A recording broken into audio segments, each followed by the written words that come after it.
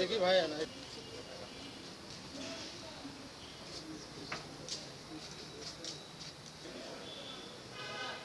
আপনারা 10 সেকেন্ড এটা শুরু করে দাও।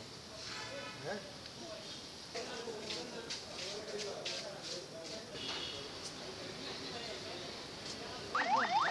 পিছনে এইসব না তো এটা ঝামেলা তো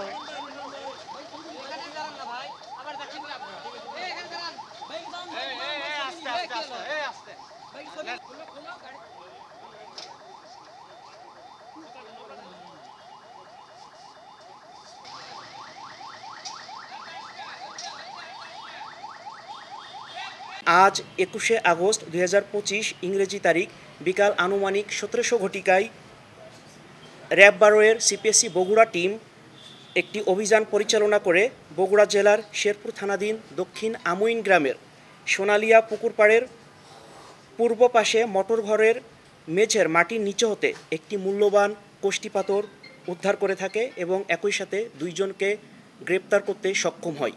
উদ্ধারকৃত মূর্তিটির ওজন 190 কেজি, যার দৈর্ঘ্য পা থেকে মাথা পর্যন্ত 57 ইঞ্চি এবং প্রস্থ 24 ইঞ্চি। মূর্তিটির বাজার মূল্য আনুমানিক প্রায় 2 কোটি টাকা। প্রাথমিক জিজ্ঞাসাবাদে আসামিদ্বয় মূল্যবান কোষ্ঠী পাথরে তৈরি মূর্তি নিজেও হেফাজতে রেখে উচ্চমূল্যে বিক্রয় এবং বিদেশে পাচারের কথা স্বীকার করে। গ্রেপ্তারকৃত আসামিদ্বয়ের বিরুদ্ধে বগুড়া জেলার শেরপুর থানায় একটি মামলা চলমান প্রক্রিয়া রয়েছে।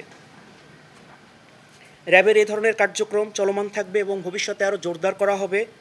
আইন শৃঙ্খলা রক্ষাকারী বাহিনীর এ ধরনের তৎপরতা বাংলাদেশকে একটি অপরাধমুক্ত দেশ হিসেবে গড়ে তুলবে বলে আমরা দৃঢ় বিশ্বাস করি।